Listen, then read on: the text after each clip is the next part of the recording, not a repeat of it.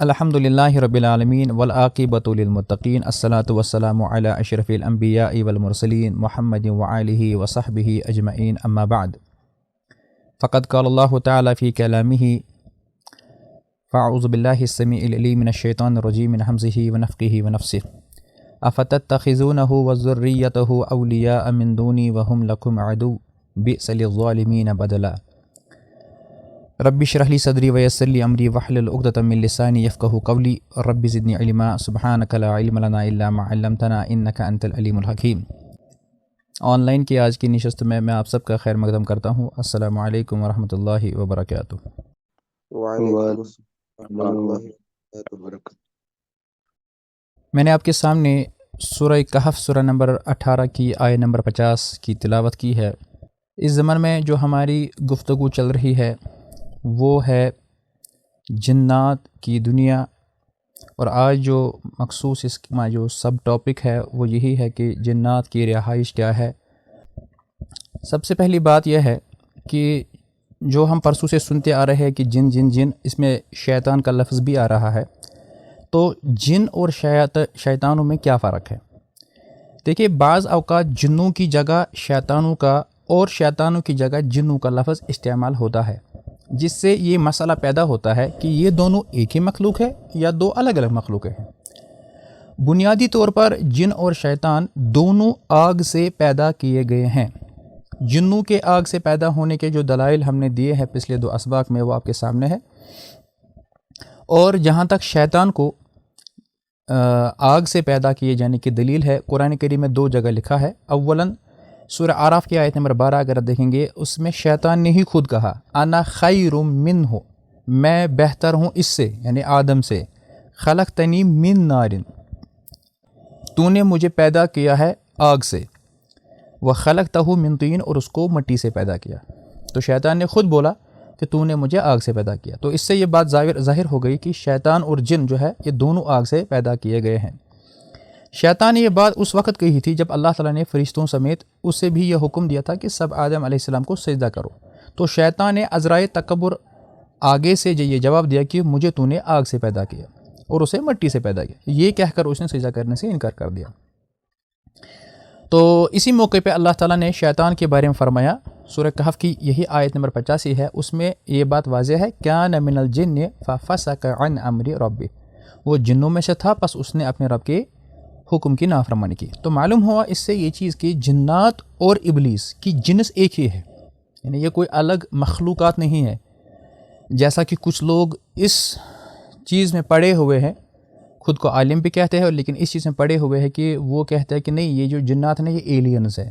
کچھ لوگ تو کہتے ہیں کہ یہ دوسری مخلوقات ہے، یعنی وہ دوسرے سیاروں سے آئی ہوئی ہے۔ یہ ہالی ووڈ کی یہ مارول کی سٹوری اور موویز دیکھ کر ان کا دماغ خراب ہو گیا۔ تو یاد رکھیں کہ یہ جو جن ہیں، جنات اور شیاطین، یہ ایک ہی مخلوق ہے۔ ہاں، جنات جو کریشن ہے ان میں اچھے بھی ہوتے ہیں، برے بھی ہوتے ہیں، اکثر یہ برے ہی ہوتے ہیں، لیکن جب وہ کفر کرے، ان کا کفر اور ان کی سرکشی، ان کی شیطانیت، یعنی ان کی سرکشی جب بہت آگے بڑھ جائے، تب انہیں شیطان کہا جاتا ہے۔ بہرحال شیطان کے حوالے سے میں انشاءاللہ تعالی ہم الگ ایک درس لیں گے، اس میں ہم آپ کو مزید بتائیں گے کہ شیطان کے بارے میں کیا معاملات آئے ہوئے ہیں۔ تو آج کی بات ہم شروع کرتے ہیں، جو ہم نے پچھلی دفعہ جہاں تک ہم رکے ہوئے تھے وہ تھا یہاں پر کہ شیطان یعنی جو جنات ہے ان کی خوراک کیا ہے، یعنی ان کا کھانا پینا کیا ہے، جو آپ کو یاد ہے۔ تو جب اللہ کے نبی علیہ الصلوۃ والسلام اس جن کے ساتھ گئے تھے تو انہوں نے جب کہا تھا کہ آپ ہمارے لیے تجویز کریں کہ ہم کیا کھائیں گے، تو رسول اللہ علیہ الصلوۃ والسلام نے کیا جواب دیا تھا؟ کیا کیا ان کو کھانا تھا؟ کسی کو یاد ہے؟ ہڈی اور گوبر۔ ہڈی اور گوبر، ٹھیک ہے، ماشاءاللہ۔ تو یہاں پر ہماری بات ختم ہو گئی تھی۔ اب آج دیکھتے ہیں ہم جنات کی رہائش آپ کو معلوم ہے؟ اب ان کا بھی دیکھنا کہ کیا ان کا بھی پینلنگ والا کمرہ ہوتا ہے، اس طرح کہ کیا ہوتا ہے۔ جنات عموماً ویران مقامات، کھنڈرات، جنگلوں اور صحراؤں میں رہائش رکھتے ہیں۔ جب ان میں سے مسلمان اور متقی، دیکھیں اس میں فرق ہے۔ اب اس میں آپ یہ دیکھیں کہ عموماً جب جنرلی کہا جائے جنات، تو وہ عام طور پر ویرانوں پہ ہوتے ہیں، یعنی جو ویران مکان ہوتے ہیں، یا کسی نے کہیں پر کوئی مکان لے کر رکھا ہے، کرائے پہ کوئی نہیں ہے، کوئی رہتا بھی نہیں ہے، تو وہاں پر بھی اکثر جن ہی ہوتے ہیں۔ کھنڈرات ہوتے ہیں، جنگلوں اور صحراؤں میں وہ رہائش کرتے ہیں، جبکہ ان میں سے جو مسلمان ہوتے ہیں نا اور متقی پرہیزگار جنات ہوتے ہیں، کیونکہ ان میں بھی جن جو ہے پرہیزگار نیک مسلمان ہیں، وہ خاص طور پر جو ہے نا وہ بیت اللہ کے قرب و جوار میں، یعنی بیت اللہ جو ہے کعبۃ اللہ مکہ کے آس پاس جو مساجد ہے اس کے آس پاس، مکہ مدینہ جیسے جو معزز اور افضل شہر ہے، یا اسی طرح سے مساجد ہے اور پاک جگہیں ہیں، وہ وہیں پر اپنی رہائش رکھتے ہیں۔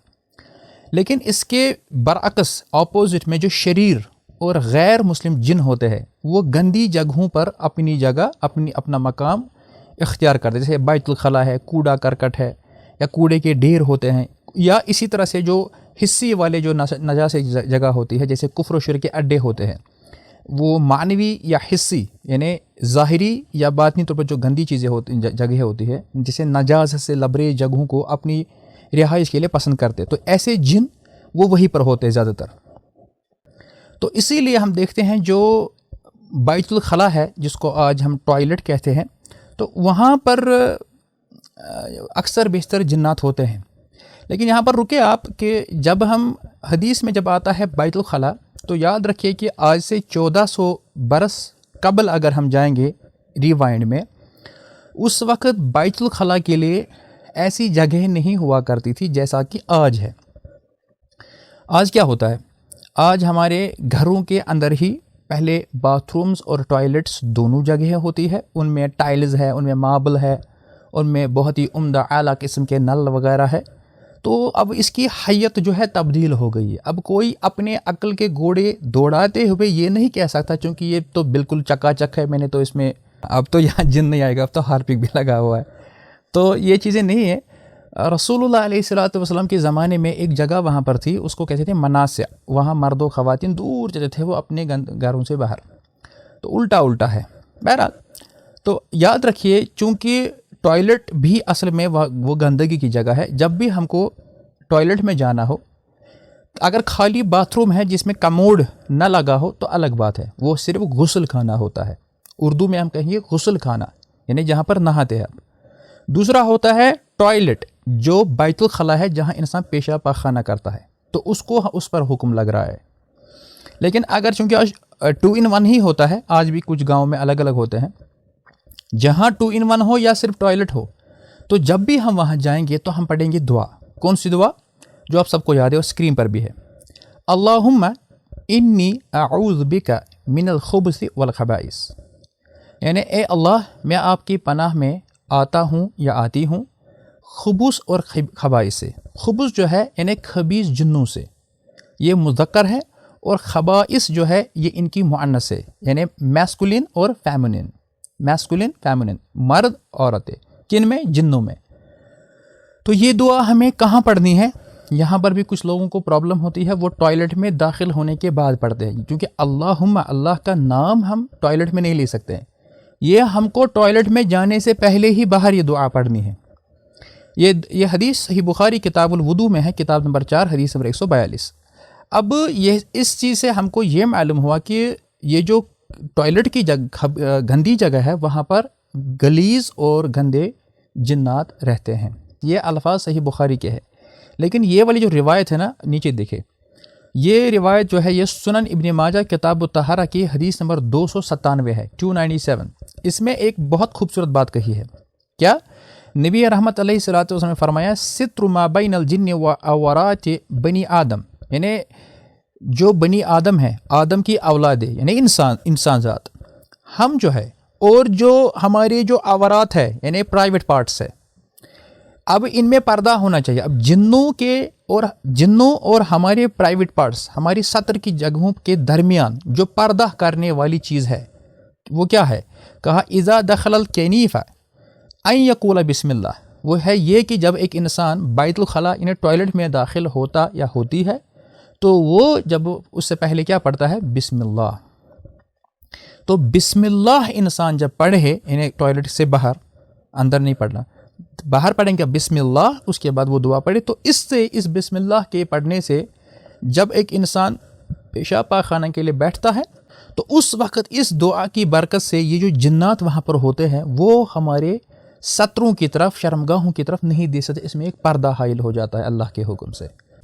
اچھا، یہاں پر ایک علمی نقطہ جو ہے طلباء کے لیے ہے، وہ یہ ہے کہ اس روایت کو کچھ محققین نے ضعیف کہا ہے، جس میں زبیر الزہی صاحب ہے اور دوسرے بھی صاحب بھی ہے، لیکن جو دو محدثین ہیں انہوں نے اس کو صحیح کہا، اس لیے میں نے اس میں علاوہ لکھا ہے وصححہ الالبانی فی ارواء الغلیل، یعنی ارواء الغلیل جو کتاب ہے اس میں محدث عصر شیخ البانی رحمہ اللہ نے اس کو صحیح کہا ہے، جیسے جلد 1 صفحہ 87 اور حدیث نمبر 50 ہے، یعنی یہ حدیث صحیح ہے، آپ اس کو بسم اللہ پڑھ سکتے ہیں آپ۔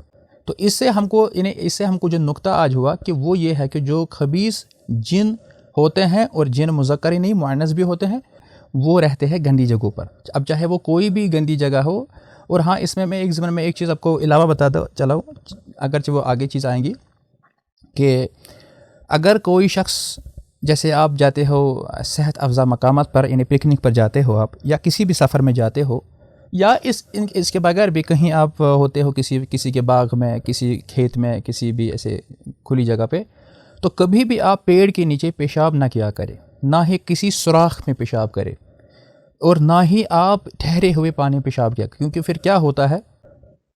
استاد، کیا گندگی سے ہم یہ مراد لے سکتے ہیں جیسے ہم پڑھنے وغیرہ کے لیے بیٹھتے ہیں تو اگر ہماری کتابیں بہت ادھر ادھر ہو؟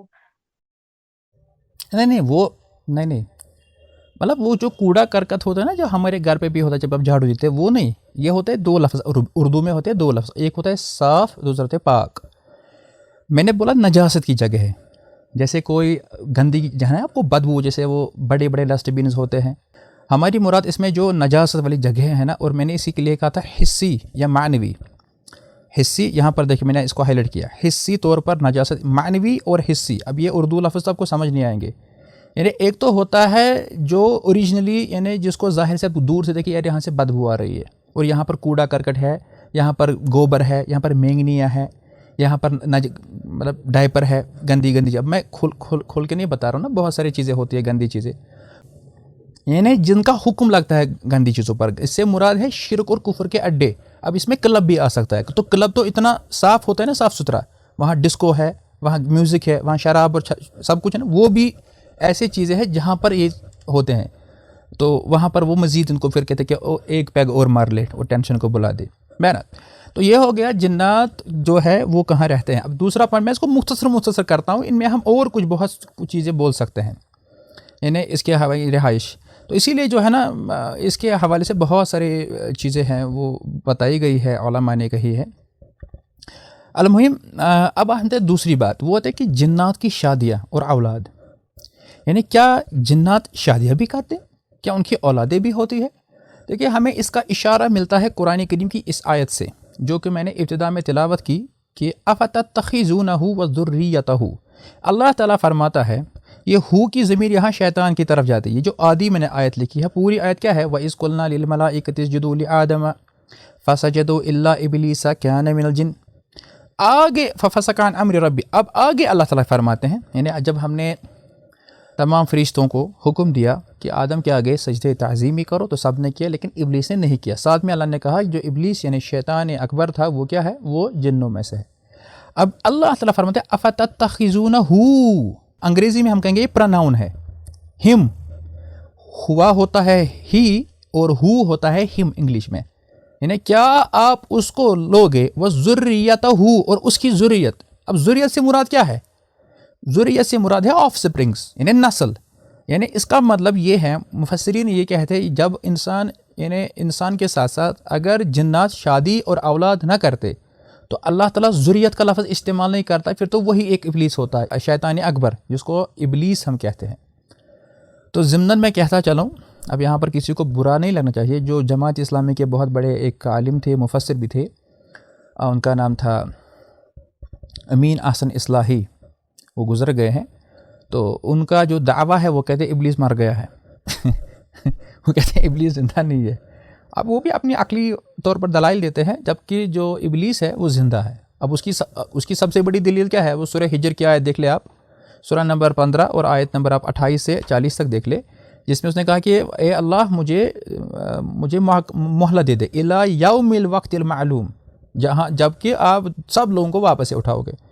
تو اللہ نے کیا کہا فَإِنَّكَ مِنَ الْمُنظَرِينَ، جا آپ کو تمہیں اجازت ہے، تمہیں جب موقع ہے، تمہیں مہلت ہے قیامت کی صبح تک. تو اٹ مینز وہ زندہ ہے، جب قیامت ہوگی پھر وہ جہنم میں جائے گا اور اس کے سارے چیلے چانٹے انسانوں کو لے کر جو اس کے پیچھے بھی چلیں گے. تو بہرحال یہاں پر جو یہ ایک لفظ ذریہ یعنی آف سپرنگس یا نسل جو ہے وہ تبھی ممکن ہے جب ان کے شادیاں ہوں، جب ان کے بچے ہوں.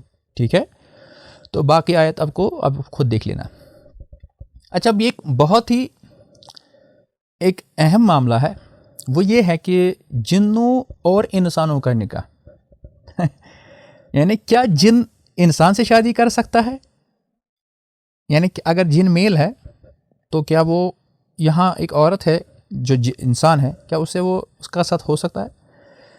تو اس بارے میں بہت سارے قصے جو ہے نا وہ مشہور ہیں. یعنی ایک تو ہوتا ہے کہ کیا اس کی اجازت ہے شریعت میں، دیٹس اے ڈفرنٹ کیس. دوسرا یہ سوال ہے کہ کیا ایسا ممکن ہے؟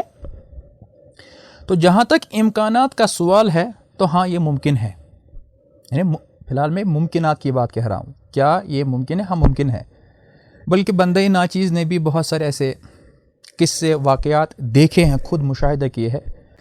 تو اصل میں یہ سارا یہ عشقی معشوقی کا مسئلہ ہوتا ہے جب جن کسی انسان میں گھستا ہے، یا پھر کبھی کبھار وہ مسئلہ ہوتا ہے جیسے میں نے آپ کو کہا نا کہ بھائی اس نے ہمارے ایک سوراخ میں پیشاب کیا، اس نے پیڑ کے نیچے پیشاب کیا، تو وہاں پر میرے بچے تھے، ہمارا یہ نقصان کیا، میں اس کو نہیں چھوڑوں گا. یہ وہ دو معاملات ہوتے ہیں. لیکن زیادہ تر یہ ہوتا ہے کہ جو یہ نام نہاد سیلیبریٹیز جو کنجر اور کنجریہ ہیں، ان کو دیکھ کر جو ہماری مائیں بہنی جو ہوتی ہے، بیٹی یا بہن ہوتی ہے، وہ جب اس طرح سے بن سمن کر بن ٹھن کر جب وہ باہر جاتی ہے اور کھڑکی کھولتی ہے اور کھڑکی کے باہر سر نکالتی ہے، تو اپنے وہ جو انہیں کیراٹین کیا ہوتا ہے بالوں کو، پھر کیا ہوتا ہے اسٹریٹنر کیا ہوتا ہے، پھر ری بانڈنگ کی ہوتی ہے، پھر وہ اسٹیپ کٹنگ کی ہوتی ہے. تو جیسے انسان کا دل اس پر آ جاتا ہے تو جنات بھی تو اس کو، تو کیا ہوتا ہے پھر وہ اس میں ہی آ جاتا ہے. تو پھر اس کو چکر آ جاتے ہیں، سر درد ہوتا ہے، پلپٹیشنز ہوتی ہے، اور بہت ساری چیزیں ہوتی ہیں. اللہ بچائے. اللہ تعالی ہماری تمام مردوں اور عورتوں کو، انسانوں کو، ہم سب کو محفوظ رکھے، اور جو اس میں ابھی ملوث ہے اللہ ان کو شفائی عاجلہ دے. بہرحال یہ ایک الگ ٹاپک ہے. تو اس میں شیخ الاسلام علامہ ابن تیمیہ رحمہ اللہ تعالی فرماتے ہیں کیا؟ اب ابن تیمیہ جو ہے یہ 728 ہجری میں فوت ہوئے ہیں. اسکرین پر دیکھ لے، ان کا قول میں نے نقل کیا ہے. قد یتناکح الانس والجن، یعنی کہ یقیناً جو انسان اور جن ہیں ان میں نکاح ہوئے ہیں یا ہوتا ہے. تو وَيُولَدُ بَيْنَهُمَا وَلَدٌ، اور ان کے درمیان ان میں بچے بھی پیدا ہوئے ہیں. وہ کہتے ہیں وَهَذَا كَثِيرٌ معروف، اور یہ بہت ہی مشہور بات ہے. یا اپنی کتاب مجموع الفتاوی جلد 19 صفحہ 39 میں یہ وہ بتاتے ہیں. یہ جو مجموع الفتاوی ہے وہ یہ ہے، میں آپ کو دکھایا، اور اس کا جو میں نے لائن پڑھی وہ یہ ہے وَقَدْ يَتَنَاهَقُ الْإِنْسُ. اور اگر آپ اس کا اوریجنل والا نسخہ دیکھنا چاہتے ہیں تو میں آپ کو وہ بھی دکھا سکتا ہوں. یہ ہے، اور یہ جو لائن میں نے پڑھی وہ یہ ہے وَقَدْ يَتَنَاهَقُ الْإِنْسُ وَالْجِنُّ وَيُولَدُ بَيْنَهُمَا وَلَدٌ. یہ دیکھیے اوریجنل رائٹنگ یہ ہوتی ہے. یہ کہاں سے لانا پڑتا ہے اور کیا کیا ہوتا ہے، ہمارے اسلاف نے کتنا لکھا ہے. یہ صفحہ نمبر 39. اور اگر آپ پہلا صفحہ دیکھنا چاہے تو وہ یہ مجموع فتاوی شیخ الاسلام ابن تیمیہ. حال ہی میں مجھے کسی نے ویڈیو بھیجا، پاکستان کا ہے، ایک یوٹیوب پہ ہی گزرا تھا کہ ایک عورت کہہ رہی تھی، اس کو انٹرویو لیا جا رہا تھا، وہ کہہ رہی تھی بڑے مزے سے، ارے ہاں میرا شوہر جن ہے. تو انٹرویو میں پوچھا کیا بول رہے ہو، آپ کا شوہر جن ہے؟ وہ نے کہا ہاں. تو پھر میں نے اس کے بعد دیکھنا، کہا چھوڑو یہ پاگل ہے، یہ عورت ہی آئی ہے میڈیا پر یہ چیزیں. سر رانٹس ہوتی ہے نا، وہ وہی ہے پھر رانٹس یہ بس نام ہوتے ہیں، یہ اصل میں ان کا جنس بھی ہماری طرح مذکر اور مؤنث یعنی مرد اور عورت ہے. تو یہ اب الگ الگ نام دیا، جیسے کچھ لوگ بولتے ہیں نا کہ یہ چڑیل ہے، یہ بھوت ہے، یہ پریت ہے. ایسا کچھ نہیں ہے، بس ان میں، یا کچھ لوگ بولتے ہیں پری ہے.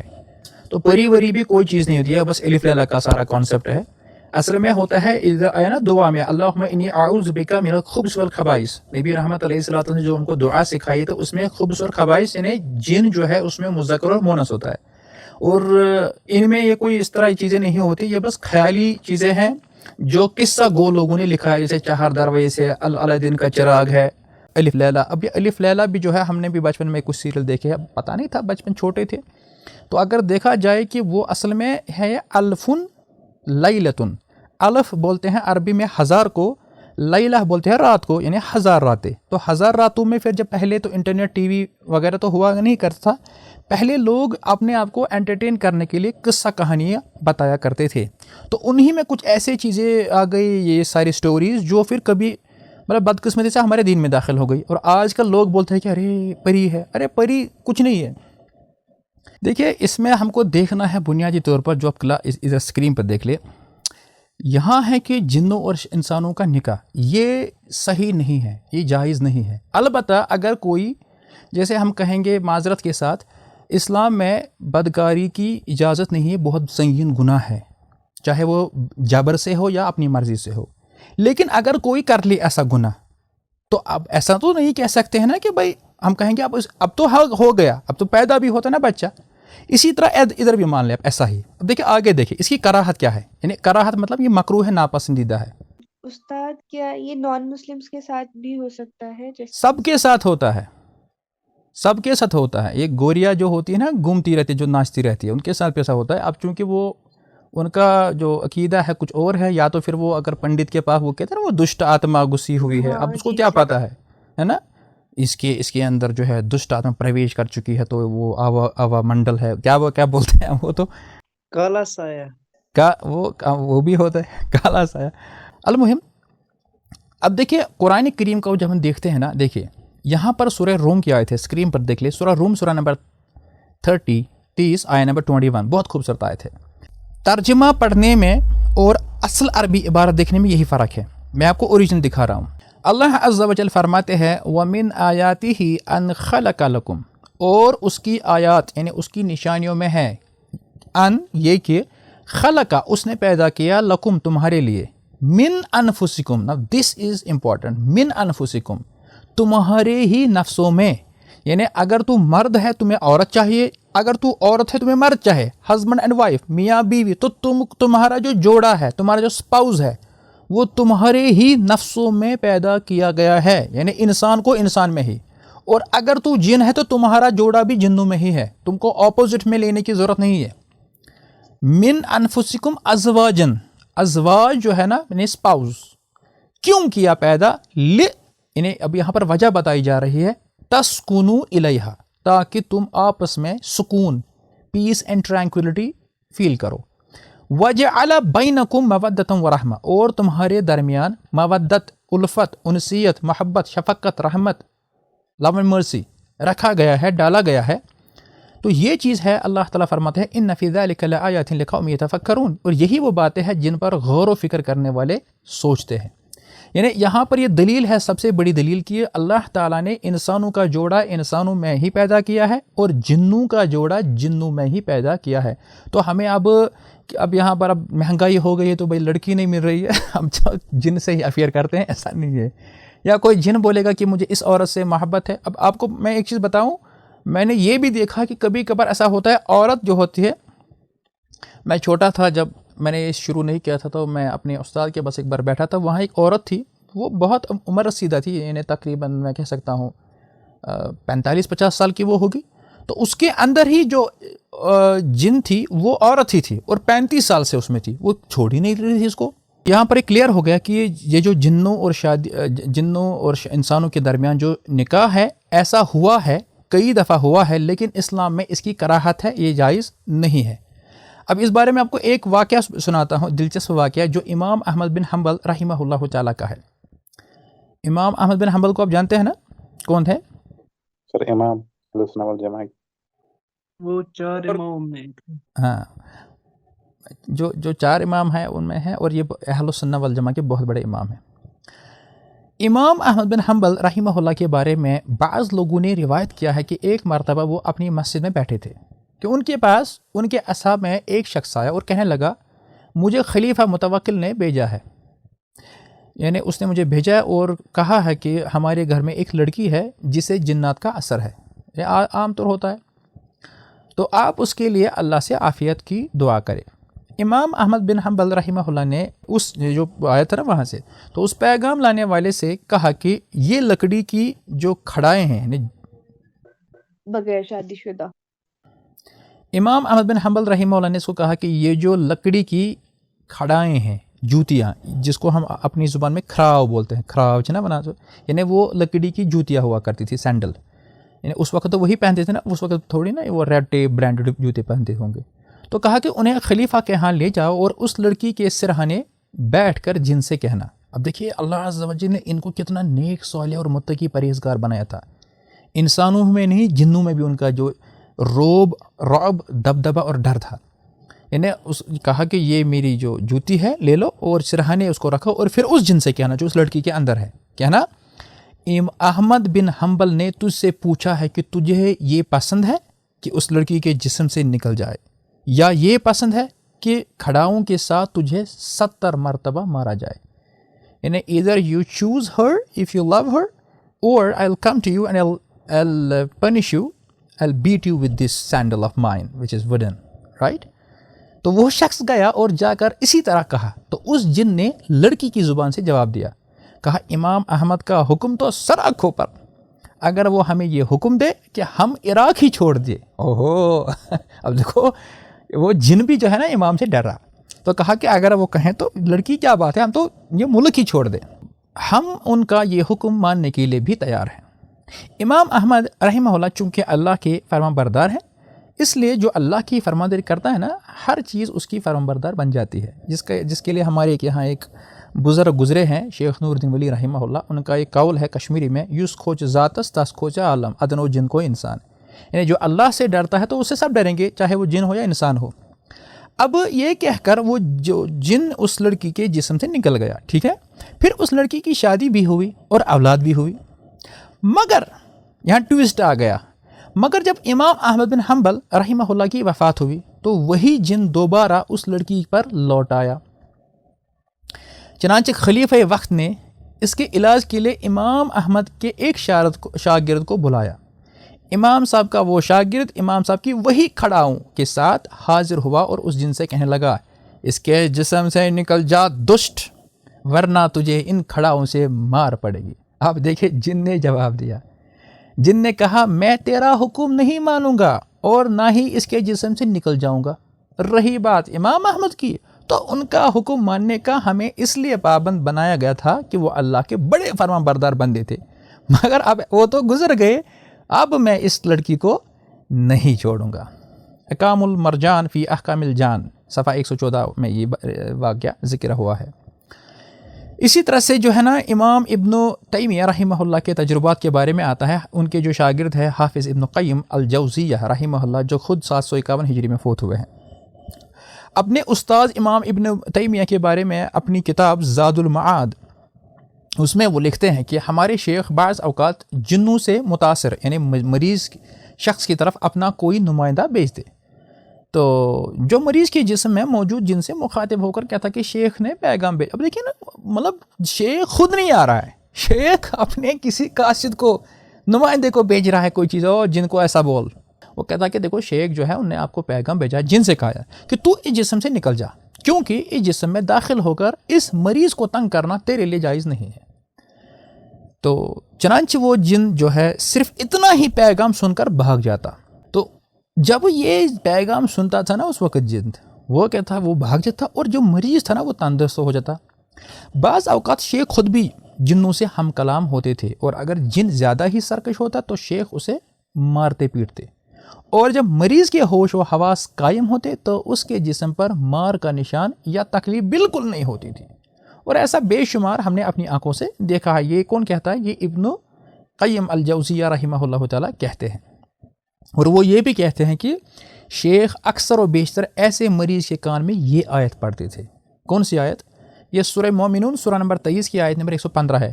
افحسبتم انما خلقناکم عبثا وانکم الینا لا ترجعون، یعنی کیا تمہارا خیال ہے کہ ہم نے تمہیں جو ہے فضول پیدا کیا ہے اور تم ہماری طرف واپس نہیں لوٹائے جاؤ گے؟ تو حافظ ابن قیم رحمہ اللہ فرماتے ہیں کہ ایک مرتبہ مجھے میرے شیخ ابن تیمیہ نے بتایا کہ انہوں نے جن زدہ یعنی مریض کے کان میں یہ آیت پڑھی، تو جن نے جواب دیا ہاں ہم اللہ کی طرف لوٹائے جائیں گے. اب دیکھو یہ بھی ایسا ہوتا ہے. تو وہ کہتا ہے کہ جب ہم نے وہ آیات پڑھی تو وہ بھی جواب دینے لگا اور بڑی اونچی آواز میں دیا. تو شیخ نے لاٹھی پکڑ کر اس کی گردن کی رگوں پر مارنا شروع کر دیا, حتیٰ کہ مار مار کے ان کے ہاتھ تھک گئے اور لوگوں نے سمجھا کہ یہ مریض مر جائے گا. اسی دوران جن بولا, میں اس شخص سے, میں یعنی جس میں وہ تھا نا وہ جن جو اس شخص میں کہا کہ میں اس شخص سے محبت کرتا ہوں. ٹھیک ہے, اب دیکھیے شیخ نے کیا لاجیکل آنسر دیا. شیخ نے جواب دیا لیکن یہ تم سے محبت نہیں کرتا. اس جن نے کہا میں اسے حج کروانا چاہتا ہوں. شیخ نے کہا یہ تمہارے ساتھ حج بھی نہیں کرنا چاہتا. یعنی وہ اس وقت مریض جو تھا وہ مرد تھا. پھر جن نے کہا میں آپ کی بزرگی اور پیش نظر سے اسے چھوڑ دیتا ہوں. شیخ نے کہا نہیں. اب دیکھو یہاں اگر ہم جیسا کوئی کمزور بندہ ہوتا وہ اس پوائنٹ کو نہیں سمجھتا, تو یعنی اس نے نا وہ کہنا چاہتا کہ میں اب چونکہ آپ بڑے ہیں, آپ عالم ہیں, یہ ہیں وہ ہیں, تو آپ کے لیے میں اس کو چھوڑ دیتا ہوں. لیکن وہ متقی پرہیزگار تھے ماشاء اللہ, اللہ نے ان کو بصیرت دی تھی. تو شیخ نے جواب دیا نہیں میرے لیے نہیں, بلکہ اللہ اور اس کے رسول صلی اللہ علیہ وسلم کی اطاعت کرتے ہوئے اسے چھوڑ دو. تو اس جن نے کہا اچھا میں چھوڑ دیتا ہوں. پھر وہ مریض اٹھ کر بیٹھ گیا اور حیرانی سے پوچھنے لگا کہ شیخ صاحب کیوں آئے ہیں. یعنی جس کے اندر جن تھا نا, اب تو جن بھاگ گیا. اب جب اٹھا وہ کہ شیخ صاحب یہاں کیوں آئے, اور یہ لاٹھی وغیرہ سب کچھ کیا ہے, تو میں نے کوئی گناہ تو نہیں کیا, مجھے کیوں مارنے لگے. حالانکہ اس مریض کو علم ہی نہیں تھا کہ اسے مار پڑ چکی ہے. یہ زاد المعاد جو اس کا جو عربی والا نسخہ ہے نا, اس کی جلد 4 صفحہ 62 سے 63 میں آپ اس کو دیکھ سکتے ہیں. بازار میں آپ کو جو دارالسلام والی ملے گی نا مختصر زاد المعاد, میرے پاس وہ بھی ہے, وہ ایک ہی جلد میں ہے اردو میں. لیکن یہ اوریجنل جو ہے عربی میں ہے, یہ 4-5 جلدوں میں ہے. اس میں بہت سارے واقعات ہیں. اب میں اس کو چھوڑ دیتا ہوں. تو معاملہ یہ تھا کہ اب یعنی جن اور انسانوں کے درمیان ایسے معاملات ہوتے ہیں لیکن یہ جائز نہیں ہے. اب نیکسٹ پوائنٹ جو ہے وہ ہے ان کی رفتار, ان کی سپیڈ کیا ہے. ہمارا تو لیکن شاید ٹائم ہی ختم ہو گیا. شیخ 15 منٹ اور شیخ. عربی کلاس میں تو آپ کو جلدی ہوتی ہے. چلو میں تھوڑا سا پڑھ لیتا ہوں اس کو. سرعت رفتار, سرعت یعنی سرعہ اصل میں عربی لفظ ہے, یعنی سپیڈ, یعنی ان کی جو سپیڈ ہوتی ہے جنوں کی وہ کیا ہوتی ہے. اگر آپ کو فرصت ملے تو سورہ نمل جو ہے سورہ نمبر 27, اس میں آپ یہ پڑھ سکتے ہو آیت نمبر 38 and 40. ساری آپ آیت پڑھیں تو 38 سے 40 میں آپ کو یہ چیز ملے گی. یہ جو آپ نے سنی ہوگی وہ کہانی کہ جب سیدنا سلیمان علیہ السلام جب انہوں نے بھیجا تھا توحید کا پیغام, خط بھیجا تھا ملکہ سبا کو. ٹھیک ہے, وہ ایک عورت تھی جو حکمرانی کرتی تھی اس وقت میں. تو جو ہدہد تھا, ہوپو, اس نے آ کر خبر دی کہ وہ لوگ جو ہے سورج کی پوجا پرستش کرتے ہیں.